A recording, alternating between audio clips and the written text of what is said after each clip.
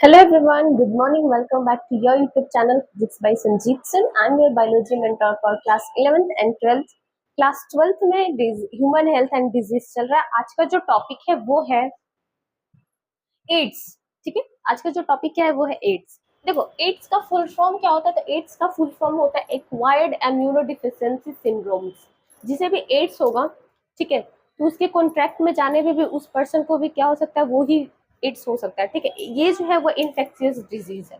ठीक है, first reported 1981। पहला रिपोर्टेड कब आया, कब रिपोर्ट आया पहला? तो 1981 में ये रिपोर्ट आया। ठीक है, killed approximately 25 million people in last 25 years. Last 25 years, आज से 25 साल पहले, 25 ईयर्स, 25 मिलियन।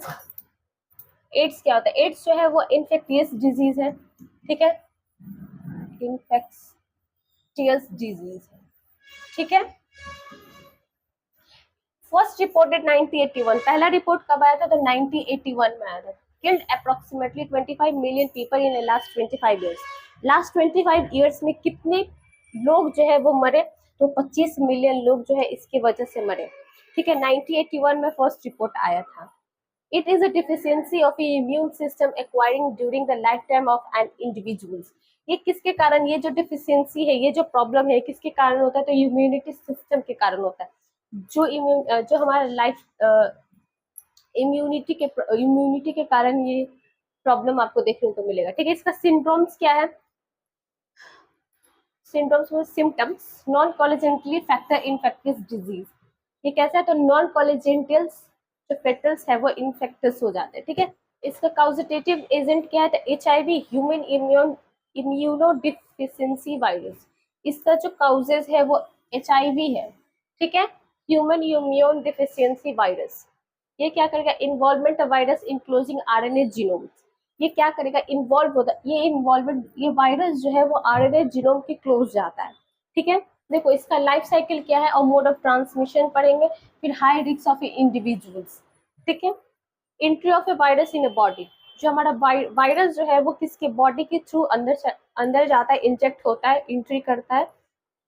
ये सेक्सुअल कॉन्ट्रैक्शन के कारण होगा। ठीक है, प्लेसेंटा या फिर ब्लड ट्रांसमिशन या इन्फेक्टेड नीडल्स के कारण ये सारे ट्रांसमिशन मोड क्या क्या है? तो किसके किसके वजह से होगा? या तो सेक्सुअल कॉन्ट्रैक्शन के वजह से होगा, प्लेसेंटा के वजह से होगा, या फिर ब्लड ट्रांसफ्यूजन के वजह से होगा। ब्लड जो है वो ट्रांसफर करते एक पर्सन से दूसरे पर्सन, उसके कारण होगा। या जो इन्फेक्टियस नीडल है उसके कारण ये होता है। ठीक है, इसका हाईली रिस्क क्या है, किस क्या क्या रिस्क हो सकता है? ये मल्टीपल सेक्सुअल पार्टनर्स, ये मल्टीपल सेक्सुअल पार्टनर के कारण ये आपको देखने को मिलेगा। ठीक है, मदर टू फोइटस, या फिर मदर से किस में जाएगा? फोइटस में जाएगा। अगर मदर में ये एड्स का प्रॉब्लम है तो फिर बच्चों में भी ये प्रॉब्लम हो जाएगा। ठीक है, रिपीटेटिंग ब्लड ट्रांसमिशन, बार बार ब्लड को ट्रांसफ्यूजन करने में भी ये प्रॉब्लम होता है। ठीक है, या ड्रग्स, या फिर ड्रग्स लेने से ये होता है। ठीक है, entry into body cells of microphages help in T cells. देखो ये बॉडी में कैसे हेल्प करता है? तो किसके वजह से हेल्प करता है? तो माइक्रोफेजेस से हेल्प करता है, जो टी सेल होते हैं। ठीक है, विट्रल प्रोटीन कोट्स होता है यहाँ। देखो एनिमल सेल्स का बात करें तो ये कौन सा सेल है? तो विट्रल प्रोटीन कोट है। ठीक है, यहाँ पे होता है प्लाज्मा मेम्ब्रेन। ये देखो इस तरीके से इसका लाइफ, पहले देखो इस तरीके से बना। ठीक है, ये विट्रल डीएनए से produce by a reverse transcriptase. ये जो डीएनए है वो किस में हो रहा है? तो रिवर्स ट्रांसक्रिप्शन में हो रहा है, ट्रांसक्रिप्टेस में हो रहा है। ठीक है, फिर viral RNA is introduce into the cell cytoplasm, cell cytoplasm में जाएगा। ठीक है, फिर उसके बाद क्या होगा? इनकॉर्पोरेटेड होगा, फिर होस्ट जीनोम के पास जाएगा। ठीक है, जो HIV होता है वो किसके पास जाता है? जीनोम को अफेक्ट करता है, जीनोम के पास जाएगा। ठीक है, फिर RNA जो है वो प्रोड्यूस करेगा इन्फेक्टियस सेल्स। जो RNA है वो क्या प्रोड्यूस करेगा? तो इन्फेक्टियस सेल को प्रोड्यूस करेगा। फिर वहां से न्यू वायरस का प्रोड्यूस होगा, न्यू वायरस का प्रोडक्शन होगा। देखो ये DNA है और न्यूक्लियस है। उसके बाद जो हमारा सेल्स है वो क्या हो जाएगा? इन्फेक्टेड हो जाएगा, वायरस के कारण वो क्या हो जाएगा? इन्फेक्ट हो जाएगा, इन्फेक्टियस हो जाएगा। अगर इसका सीक्वेंस ऑफ इवेंट्स देखें, पहला इन्फेक्टियस सेल्स होगा, ठीक है, फिर उस कौन सा इन्फेक्टियस सेल होगा, तो माइक्रोफेजेस जो है वो क्या होगा, इन्फेक्टेड हो जाएगा। Can survive will a virus are a beginning replicated and release called HIV factory. वो क्या करेगा, तो वायरस को रिप्लिकेट करेगा और वहां से क्या रिलीज करेगा, तो एक HIV फैक्ट्री, HIV को रिलीज करेगा, ठीक है। अगर 2 में देखें, सीक्वेंस 2 में, पहला में क्या हुआ, इन्फेक्टेड सेल होगा। कौन सा सेल इन्फेक्ट होगा, तो मैक्रोफेजिस इन्फेक्ट होगा, ठीक है। वो क्या करेगा, वायरस को रेप्लिकेट करेगा, जिसके कारण जो हमारा HIV सेल्स है वो इन्फेक्ट रिलीज करेगा, ठीक है। HIV के कारण ही एड्स होता है ना। सेकेंड सीक्वेंस क्या है, HIV inter into a macrophages and T help cells stimulatively। देखो, HIV में एंट्री करेगा, उसके बाद जो माइक्रोफेजेस है, माइक्रोफेज HIV जो है वो कहाँ एंट्री करेगा, तो माइक्रोफेज में एंट्री करेगा, ठीक है। उसके बाद टी सेल्स को स्टिमुलेट करेगा, ठीक है। अब थर्ड फेज देखेंगे, this is a progressive decrease in number of helper in a T cell. T cell को क्या करेगा, टी सेल को धीरे धीरे धीरे धीरे डिक्रीज करते जाएगा, ठीक है। फिर उसके बाद इसका सिम्टम्स क्या क्या होगा, तो फीवर लगेगा, डायरिया होगा, फिर वेट लॉस हो जाएगा, ठीक है। वेट लॉस, डायरिया, ये सारे जो है वो सिम्टम्स होंगे। The immune deficiency patient is prone to infectious, especially microbacterial, virus, fungi and toxoplasma, ठीक है। देखो, ये इम्यून डिजीज क्या क्या डिफिशियंसी, क्या पेशेंट पे क्या क्या इम्यून डिफिशियंसी देखने को मिलेगा, तो वो देखने माइक्रोबैक्टीरियम होगा, ठीक है, वायरस होगा, फंगीज होगा, फिर टॉक्सोप्लाज्मा हो जाएगा, और भी चीजें हो जाएगा, ठीक है। अब देखो, there is always a time long between infection and appearance of AIDS symptoms. They may vary from a few months to years, many years, 10 5 से 10 ईयर। देखो, 5 से 10 साल इसको ठीक होने में लग जाएगा, ठीक है, या तो मंथ लग सकता है या ईयर लग सकता है, ठीक है। ये धीरे धीरे धीरे धीरे ये ठीक होता है, ठीक है। देखो, इल्सिया क्या है, enzymes linked immune sorbent accessory, ये एक टेस्ट होगा, फिर डायग्नोस्टिक टेस्ट होगा, सॉरी डायग्नोस्टिक टेस्ट होगा, जो ये है, ठीक है, इसके कारण ये टेस्ट होगा। इसका ट्रीटमेंट क्या होगा, तो anti retroviral drugs can only a prolongs life, can not prevent death. देखो, ये डेथ से बचा नहीं सकता, लेकिन ये एक ट्रीटमेंट होता है, ठीक है।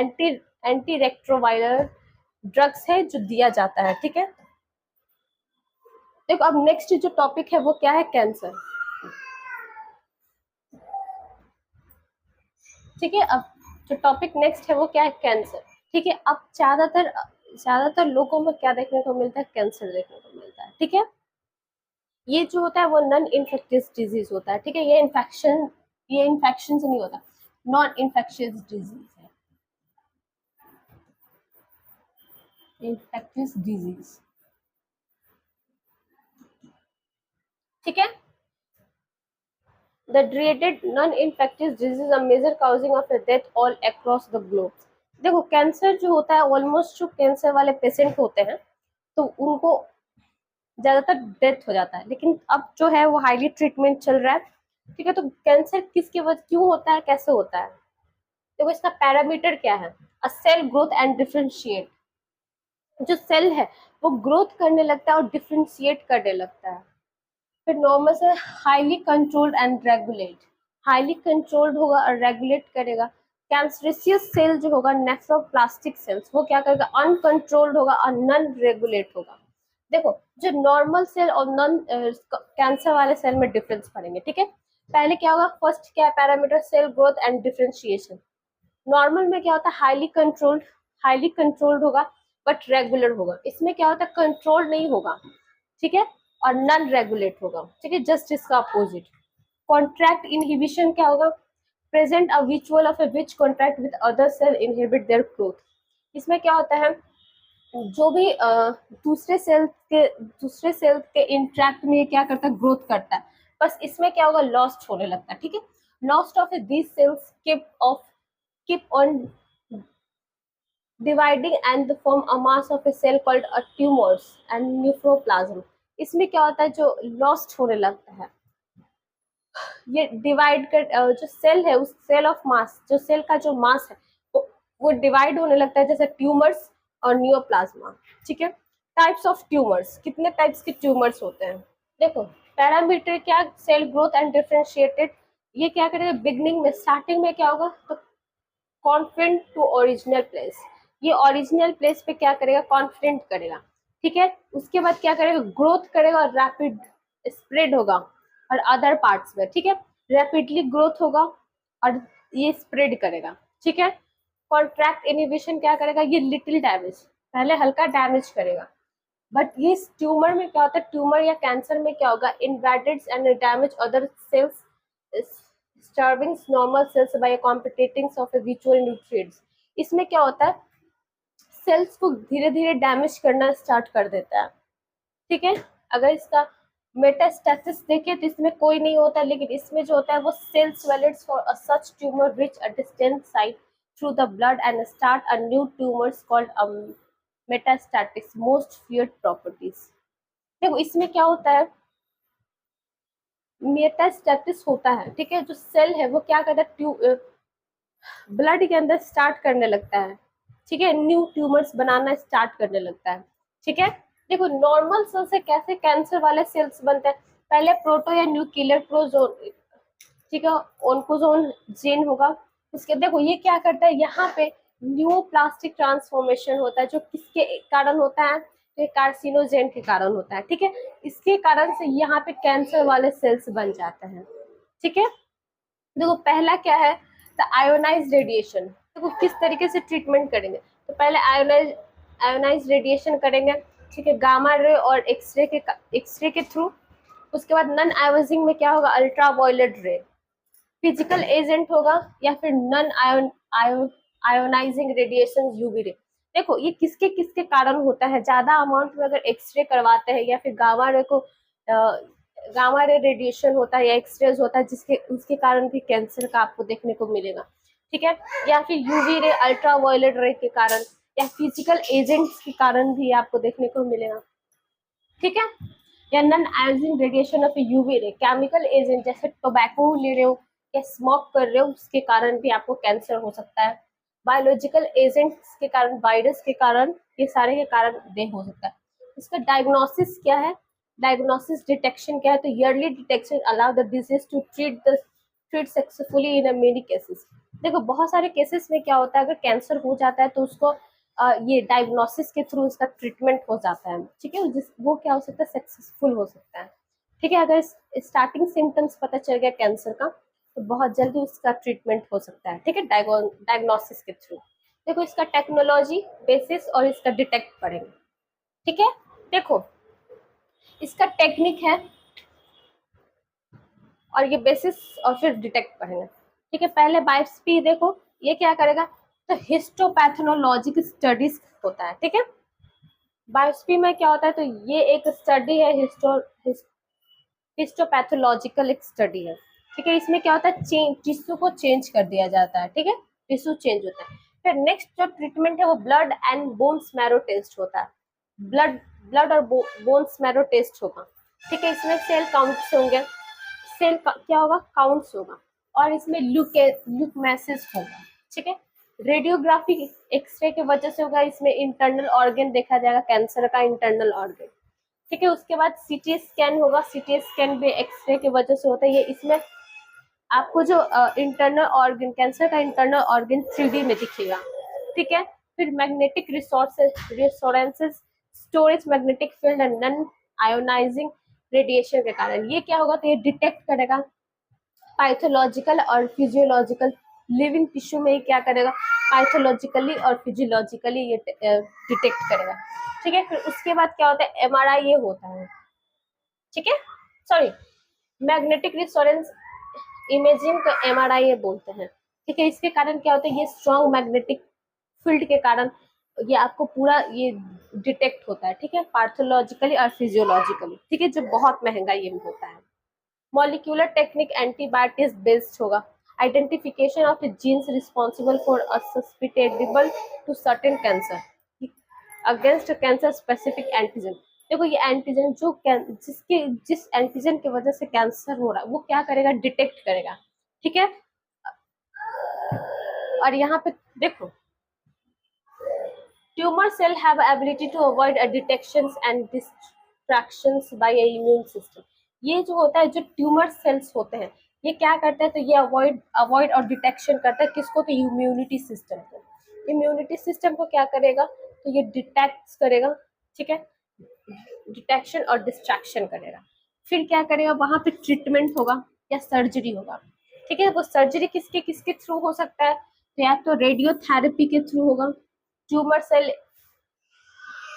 इरेडिएटेड, वहां पे ट्यूमर सेल क्या हो जाएगा, तो इरेडिएल हो जाएगा, या फिर कीमोथेरेपी की वजह से होगा, जिसमें साइड इफेक्ट आपको देखने को मिलेगा, साइड इफेक्ट होगा, हेयर लॉस हो जाएगा, या फिर एमेनिया प्रॉब्लम हो जाएगा।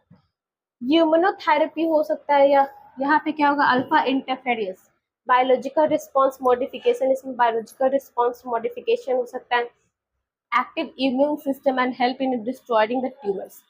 देखो इम्यूनो इम्यूनोथेरेपी, हाँ, इम्यूनोथेरेपी के कारण क्या हो सकता है, जो ट्यूमर है वो डिस्ट्रॉयड हो सकता है, ठीक है, इसके हेल्प से। कीमोथेरेपी भी कर सकते हैं। कीमोथेरेपी का क्या क्या है साइड इफेक्ट, तो इसमें होगा हेयर लॉस, ठीक है, हेयर लॉस हो जाएगा, बाल, या फिर एनेमिया हो जाएगा, ठीक है, केमिकल केमिकल थेरेपी करने से।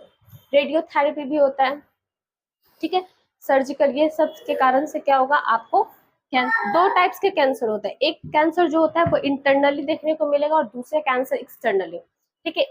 ये सपोज ये स्किन है, ठीक है, कभी कभी स्किन के अंदर आपको कैंसर देखने को मिलेगा, ठीक है, और कभी कभी क्या होगा, स्किन के ऊपर देखने को मिलेगा कैंसर, ठीक है, वहां का एरिया स्वेलिंग कर जाएगा, ठीक है, दो टाइप्स के कैंसर होते हैं।